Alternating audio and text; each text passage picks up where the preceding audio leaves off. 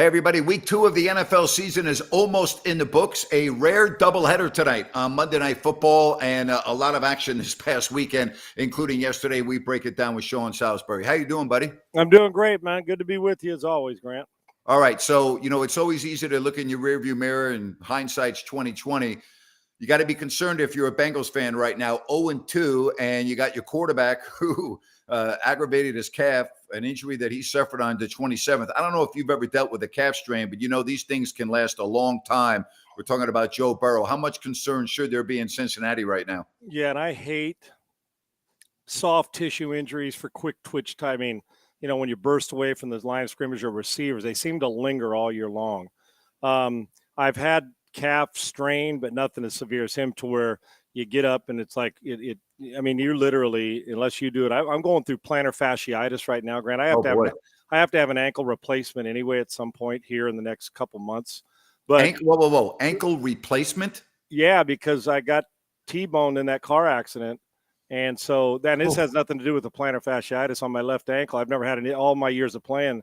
Got T-boned. And so we went through it. It's either that or be fused. And the guy said fusing the ligaments and doing all you want to do is a pain in the ass. He said the truth is you'll feel better if you just get it, replaced. So I'm going to have to do that probably. And knowing the kind of guy as I will delay that I am, patient I am, I'll delay it for another year and deal with it and still act, be a dumbass. But that's my style. But I have plantar fasciitis where I don't know if you've ever had it, Grant. And I have. It's the word. And when you hear it like with a basketball player, football player, you're like, come on, man, what is this? And then when you get it, oh boy, it's like, damn. And I got a high threshold of pain, but it's like a heel bruise, and it's been brutal. So you got to get a walking boot and ice it every day. So hopefully I'm on the backside of it, but it has been horrible. And so I've had that. I understand what Burrow's going through with the calf, not that severe. So it concerns me because it's hard to put your foot in the ground and the quick burst away from it. And when you're out there, even if you're 80%, what do you do, Grant? You're not going 80%. You're trying to go all, right? Yep. So, yes, but I tell you this, I'll caution anybody to quit on him. 0-2 last year to start. That's right. Burrow's been a notorious slow starter during his season. And then all of a sudden you blink and you count him out and he rolls off 9 straight. So if he's healthy, the Cincinnati Bengals are not this bad. No, they're not. Matter of fact, I thought they were far better. But I've seen a lot of bad football and quite frankly, a lot of bad offensive play. I really have, Grant. Because of the offensive line, Sean. It is. And the offensive line play across the league has terrible. Been – I'm watching guys whiff when a guy's got his hand in the ground on one move. I'm talking about tackles. So terrible. Yeah, I don't want to play the position. I know how difficult it is to watch guys dominate it, which gives you a greater appreciation for it. But I'm just, for me, and good feet in Roseville help my plan. Oh, well, I'm a little – I don't think I'm near Roseville, but I appreciate it all the way out here. Thank you. I've seen a pretty good specialist for plantar fasciitis. So, yeah, Grant, I don't think the Bengals I don't think that they're this bad. As a matter of fact, I know they're not. But Burrow's got to get going again, and they've got to protect their passer, or it could be a longer season than we expect. All right, I love talking quarterback play with you because you are the expert. You played it, you've coached it. At what point do you say, you know what, maybe we made a mistake with Justin Fields if you're the Chicago Bears? It's starting, Grant. It's already. I think that they probably, I would imagine they're probably thinking Eberflus, what's going on with Etsy on the offensive line? On the coordinator, and the passing chart just doesn't look well. And he just hasn't been an accurate thrower of the football. Now, I'm always intrigued with dynamic talent, but you know what I'm more intrigued with? Accurate quarterbacks who throw it on time. And I've said before, the one problem with Justin Fields, and it's not a problem because he's such a great athlete, but is to think about you always lean on that crutch of your feet, and they're not helping him out with the play calling. Their football team's not helping him out because they're not any good. And I know he bears a burden and has to carry a burden around to carry that whole team because if he doesn't play well, they've got no shot to win. But I'm not sure he's ever going to be how can I put this, Grant? Be a great passer of the football, great arm, and can do so many things. But, Grant, I feel like they're still trying to find their niche. Who do they want to be? Do they want to be a combination of RPO and get him on the edge? Are they trying to turn him into a pocket guy? You don't need to coach his ability to get out of the pocket away from him. What you need to coach is when he's in that pocket delivering it, that it's on time and thrown to the right guy. So you need to be coaching that. Maybe they are, but it doesn't look like it. And Fields, I know we're going to keep making excuses, but we don't make excuses for Sam Darnold. I mean, maybe some do, but he ran it. We're not going to make excuse for Zach Wilson because he throws it to the other team, baffling throws at time to me. And Justin Fields is not progressing athletically, yes, but as far as a quarterback goes, and I just want you to give a guy who's a big physical guy, kind of like him, but even bigger. Yeah. I'm telling you, Anthony Richardson, look at the ball, he feels like he's getting through his reads. Now, I know Minshew came in, but Grant, watching him, he seems to have a better feel for the quarterback position, and he's a rookie. Look at Stroud's throwing it all over the place as a rookie. So I'm not quitting on Fields, but the whispers need to start in Chicago. And you know what's weird? Yeah. Do the Bears ever draft a guy at that position that it's the weirdest thing. Jimmy Mack competed and won him a Super Bowl, but I don't know why it's so tough at that to play quarterback there. But Fields has got a long way to go, and this year he hasn't taken strides, and neither has the offense. All right, so I know you watched the Bills and the Raiders yesterday, and that's the Josh Allen that I'm accustomed to seeing, right? And when Josh Allen does not turn the ball over, the Bills are as good as any team in the AFC, in my opinion. Agreed. And they sucked everywhere yesterday. They weren't good offensively. Jimmy made some careless plays. They defensively looked like the Raiders have been. Honestly, it looked like Max Crosby looked human. They were able to contain Crosby, which shocked the hell out of me. They contain. When they do that, the Buffalo Bills are a real Super Bowl threat. They really are. They are a Super Bowl threat, but they got to do that. And Josh Allen did a nice job protecting the ball. When he's throwing the ball, the other team in the red zone, they'll get beat by anybody. So It looked like the Raiders' defense has looked, and it looked just like Buffalo's supposed to look. To Andre Duke, Fields needs a QB coach. Put him in KC. He's an MVP. Yeah, well, if my aunt had balls, she'd be my uncle. You could put a lot of guys in KC with Andy Reid, and they'd be the MVP. Now, did Matt Nagy coach him for a year? It wasn't Matt Nagy his coach in. Yes. Did he have him his rookie year? And they ran Matt Nagy out now, but Matt Nagy as an assistant seems to have been better and elevates players. So I think Justin Fields is an enormous talent, but I don't know if he's accurate enough to be considered the MVP, but I'm still intrigued with it. So yeah, I know a lot of guys go to Kansas City and their game changes. Andy Reid will help that, but I don't think that's going to happen anytime soon. He needs to fix it in Chicago, or they're going to move on if they don't. All right, Riley talks about Micah Parsons overdue for Defensive Player of the Year. It's not overdue. He's only in his third year, so he's not overdue. But I will say this. I personally feel he's the best defensive player in the NFL. And if I were starting a team defensively and I was a general manager and they said, Grant, you can take any player that you want, I'm taking Parsons. Grant, you are so on point. I'm so glad you said that. I will tell you, and he's been second twice now as a Defensive Player of the Year. He's finished second. Now, Bosa deserved it last year. I got Bosa's a great player. Myles Garrett's a great player. TJ Watt. All those are great. Grant, I'm going to see, and I'm going to even raise you one. I've watched probably since I'm here in Texas and with the football package, I think I've seen maybe all but 2 games that Parsons has played in since he's come into the league. And I remember the narrative when he came in, how explosive people talked about him and what kind of player he is. And not only did he hit the ground running with Dan Quinn the second he got there, he exceeded what you thought of him as a player. I don't just think he's the best defensive player in the league. I think he's the best football player we have. I think he's the best football player on the planet. I do. Wow. I think now, if we want, I know we're including quarterbacks, and I know Mahomes, but it's an unfair comparison by all of us because Mahomes or Burrow have the ball in their hands 70 times, 65, 70 times a game. So it's hard to, because they can affect the game more. But I'm telling you, he affects the game at his position more than 2/3 of the quarterbacks do with the ball in their hand at theirs. Yeah. Yesterday I watched that left tackle, and you can move him anywhere. He can play in space. He's physical. He can run over guys that outweigh him by 70 pounds. He runs around. He's got moves, and he wants to be special. Yeah. I think he's going to make a case like LT and those guys to be the MVP of this league. It's a quarterback award, but Tua's playing like the MVP. Yep. But that defense is nasty. They are really good, and I'm just going to tell you, I believe with all my heart that put it this way, take the quarterbacks even out of it now, if you want to take them out of it, there's nobody that impacts the game. No running back, no wide. I'm talking about Jefferson. I'm talking about Chase. I'm talking about all of them. I know. Cooper Kupp. Nobody disrupts the game more than Micah Parsons. I will go out and I'll argue this, and I'll stand on a hill. I don't disagree. I think he's the best pure football player Okay. in this league. I do. Okay. So I want to back up because you and I had this conversation a year ago. And I asked you because you played against Reggie White and you played against Lawrence Taylor. And to me, Lawrence Taylor is the greatest defensive player to ever live. And you thought it was Reggie White, but I'm okay with that. The reason No, Grant, I'm with you. I saw different types because one could play in the interior more. Yes. I think Lawrence Taylor's ability to run made him and space made him better.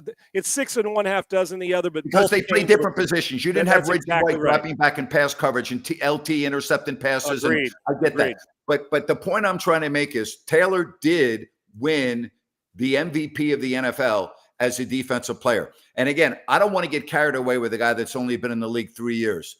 Parsons, to me, is the closest thing that I've seen to Lawrence Taylor since he left the game. I couldn't agree more. He is, and you know what? I'm not so sure, and maybe I'm wrong because I remember when LT came out of North Carolina, right, Grant? Yep. I was younger. Maybe I'm watching it closer now because we see every sports thing, all the different social media. As good, and when we played against him, he made linemen's stomach sick because you knew you had to block him. No matter, he started blocking him during pregame warmup, right? It was crazy. But I'm not sure. I'll tell you this: Parsons' motor goes longer than LT's does. Now, LT can be that guy to be like, oh, no, he'd smile for a few plays, you'd piss him off, and then he'd just completely ruin you. And, didn't practice and still that's how good he was. I mean, the guy was a freak. I'm not sure Parsons isn't more – Grant is now it's not fair comparison. People are like, you're crazy. I know LT's at a different – but if we're talking, there hasn't been a guy that I've thought, Sayal had some of that in. Junior had that in him. Yep. But Parsons, I don't know what's not to like about the guy. I think he is ridiculous. I'm with you. I can make a legitimate argument that since Lawrence Taylor came in, nobody that stands on the edge and does what he does and moves around has disrupted the game. Not J.J. Watt, not any of them more than this dude. And if we've drafted all the players, you'd say the first 15 are quarterbacks. No, I'm not getting out of the first 10 picks of a redraft of all NFL players without Parsons being chosen. Amen. All right. What about this chat message here as it relates to Russell Wilson? What do you think about this? I think Russell Wilson's best football is behind him. He looks to me, I said it at the beginning of the year, if Sean Payton can't fix him and take him to a Pro Bowl level again, then he ain't getting taken to a Pro Bowl level again. I feel like he's skittish. I don't feel like he makes quick decisions anymore. He used to be a playmaking, football playing Jesse, everything. Beautiful. And I know that the Hail Mary, but save it. He's throwing balls to places, and he has the last year and 2 games, Grant, that I think he's a bottom 3rd player at the position in the league right now. I said the same thing on my rant today. I got him between 25 and 32, and to me, he's closer to 32 than 25. It's not hyperbolic. Yeah. It's not. Normally, it was you get it in, you knew something good was always – and I loved him in Seattle. You knew something good was always going to happen. Now when he drops back, I say, well, hell. He holds it too long. He'll make a play with his feet, but he's not beating anybody from just straight drop back. He doesn't go 1, 2, 3 rhythm throw. Perfect case in point about the touch and the feel for the game. They were down there trying to go down and score. They ran an angle with the tight end. I'm listening and watching the broadcast. He throws a ball like 120 miles an hour, 4 feet from the guy. It rolls right through the tight end to the back of the end zone and incomplete. And I heard the broadcast guy say, well, he didn't really have anybody. Then they showed the end zone angle. Not only did he have somebody, he was 5 yards open on an angle route inside the 5-yard line. He's just doing simple things poorly. And the ball's on the ground. I just think it looks to me, and I don't want this – I don't ever make it personal, Deion. I try not to with anybody, I think Russ Wilson looks to me like he's lost an edge. I feel like the celebrity thing has been taken over the last couple of years, more important than football. And maybe that's not fair to him. I don't know from a distance, but I do know this. My eyes tell me he plays far more scared than he used to about decisions and throwing on time and do it. I think Russell Wilson is average, he's just a guy now. I don't think he's special now. Prove me wrong the next 15 weeks, and I'll stand on a chair and say, that's the Russ Wilson I know. The Russ Wilson I've seen the last few years, close to being washed if we're not careful. He's mid, as the kids are saying. Okay. All right, a doubleheader tonight. I'm really looking forward to seeing Cleveland and Pittsburgh because I was very impressed with Cleveland week 1 and how they dismantled Cincinnati. They beat them in every single phase of the game.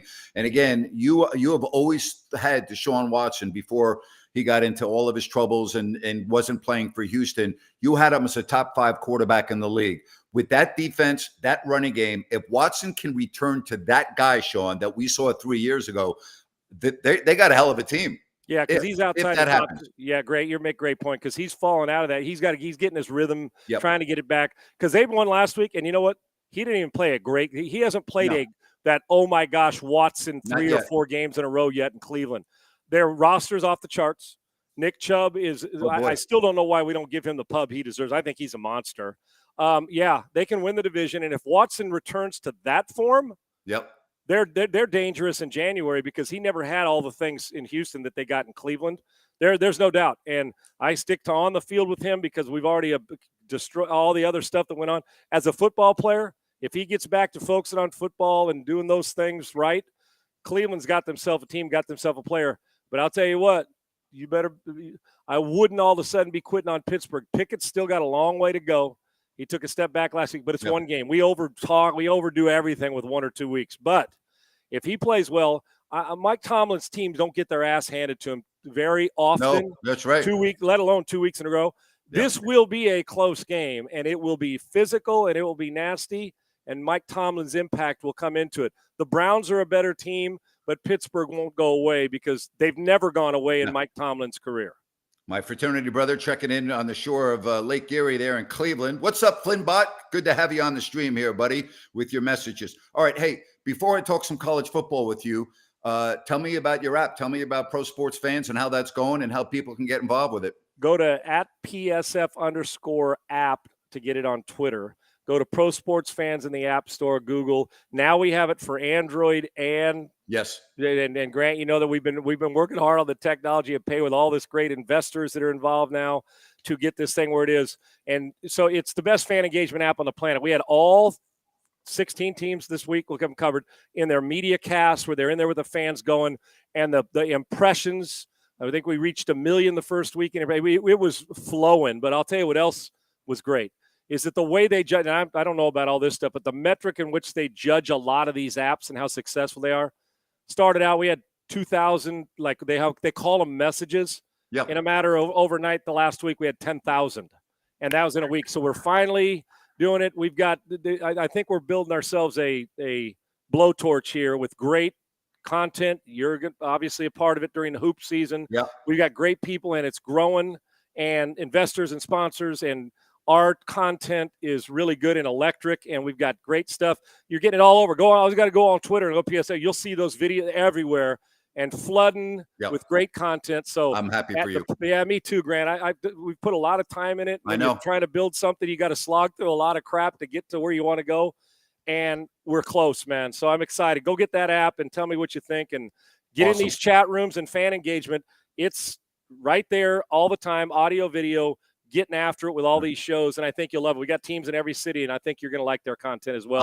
I'm looking forward to getting involved. Can't wait to have you. Football season starts with the Kings, and I'll be telling everyone here in Northern California how they can get involved. All right, before I wrap this up, understand where I'm coming from when I say I'm not super impressed with Colorado and the teams they beat. I am super impressed with Deion Sanders and how he has taken over the college football universe, and everyone's talking about what he has done. And I think that's magnificent. I think it's incredible. And his son at quarterback is the real freaking deal. Boy, is he. But, I'm not ready to anoint them national champions. I think they're going to lose their next 2 games at Oregon and home against USC, which doesn't mean that they're a failure. They're ascending, and what they've done already is amazing. But I'm a little blown away at the overhype. It seems like it's Colorado. Go out and beat a team. Again, TCU's not a good team this year compared to they were last year. Then they beat Nebraska, who's terrible. They beat Colorado State unranked. You know what? Go out and get the job done in the next 2 weeks. And I might even go out and buy Colorado gear. Okay. If they get, like every other celebrity on the planet, it's only a matter of time before Drake's got a doggone Colorado jersey on rooting for a winner. That's his MO. Grant, I'll tell you, I think one of the reasons why people are high, the 3-0 is a big thing because they ain't seen that in a while. And they were 1 win last year. So just the culture of we expect to win, even though the schedule, I am with you 100% on that part of it. And the fact that he's told you everything he's going to do, and he's done it his way, step by step, his whole career. And listen, I don't care what our plan is. If you don't get buy-in from the guys with the ball in their hand or on the field, you're screwed. Everybody's buying in, and listen, I ain't seen this kind of – when SC plays Colorado, if Colorado beats Oregon, when SC plays Colorado there the following weekend on Saturday, it will be the most star-studded celebrity. Boulder hadn't had that many stars in their friggin' life there. I'm talking about ever, and now they're all there. And Deion's you should get your ass to the game if that happens. You ought to be making a trip there. If they beat Oregon, I'll be right. Now, one of these things is not like the other. There'll be far more celebrities. I'll be a third-row celebrity, pseudo beat-lister. But that is what Deion's done is, and people love him because he's so engaging. He's a needle mover on and off the field. What I don't want to get lost in this is Deion Sanders knows how to coach football. We get all the hype and all the swagger. The guy knows how to coach and recruit, and he hasn't wavered one time from doing it his way. But if there's no negative, but TCU is a highly overrated football team. We're judging them on last year, and they lost too many players. Nebraska couldn't beat us, anybody on the thread right now, and I love Cornhusker football. And then they were in a game that was down to the wire against a team they were damn near 3-touchdown favorites and playing at home and all the hype. But Deion knows how to milk that in a good way to get his guys staying fired up, whatever it takes, because it was the classic sandwich game. After those, and now you got to go play these two to have a little bit of a letdown. Kudos to Colorado State for playing their ass off. Yeah, they did. They had a hell of a game. They came in and played well and made it a game and made it must-watch. When's the last time Colorado and Colorado State were must-watch television? Never. Are you kidding? And now look. So I love what Deion's doing, but I got news for you. These next 2 weeks, we're in a whole different world now. Yeah. I'll take this, and I think Colorado may beat them both. Hell, they can score. Shedeur Sanders is a legit full-blown big balls, the balls of a daytime burglar under pressure, accurate throws. They talk it and they walk it, and I love what Deion's doing, and I love him. But I ain't wearing Colorado gear, even though childhood friends on that staff. Yeah. My guy, Junior Thurman, not Junior Thurman. Why am I going to lose his older brother? Dennis Thurman's on that staff as well, who was a Trojan. Wow. So I root for those guys, and I root for Deion. But I'm a Trojan. Now, I can tell you this. I'll bet you I set the over at 90 points combined, not with Colorado, because they may score 90 the next 2 weeks as well. Yeah. SC and Oregon in the next 2 weeks, Grant. If I set the number at over, that the combined two teams that they're playing will score more than 90 points, what would you take? I'm taking the over as well. Now, it may be 55-50, and Colorado may win. That I don't doubt. But if they get through September undefeated, they are a Final Four consideration team. I'm just telling you. I agree. We're about to see what it's all about. They got to go to Eugene, and then the best football player in America is coming to their town the next week. And I'm sure Shedeur wants to prove that he's it, or if Hunter can find a way to get his way back if possible. But I love the story. It's the biggest story in football. It is. Let alone college. But they're still, I guarantee in that building, they recognize while we're winning, it's going to take a different level the next two games. Sick that Henry Blackburn and his family are receiving death threats over the hit. But this gentleman here wanted you to comment on whether you thought it was a dirty play or not. One thing, Ryan, first off, yes, it was a dirty play, cheap play. Do I think he honestly got, when the ball was in the air, said, I'm going to hurt Hunter? I don't believe that. I don't either. I believe some guys play hard and some are, it was cheap. There's no doubt. But I know this in games and playing in rivalry games, the emotion, you see coaches, you saw the emotion going on all week. Sometimes you let it get away, and the bang part of it in a live look, I'm sure the safety felt like I was late, but how late was I? When you rewatch it in slow motion, hell, he took 3 steps and then unloaded on him. It was cheap and it was dirty. I'm not hating the guy for the rest of his life, because didn't I watch one of the guys didn't I watch Shedeur Sanders take his fingertips and poke him in a guy's eye during in between? And that's not good either, but it wasn't a live play and it's different. I get it. I don't think he tried intentionally hurt him. I think he wanted to punish him, Grant. I do. I mean, on the hit, but Colorado State, I guess Colorado State felt like they needed to send a loud message that we're here to play. You don't do it that way. No. It was cheap and dirty. We can't live there.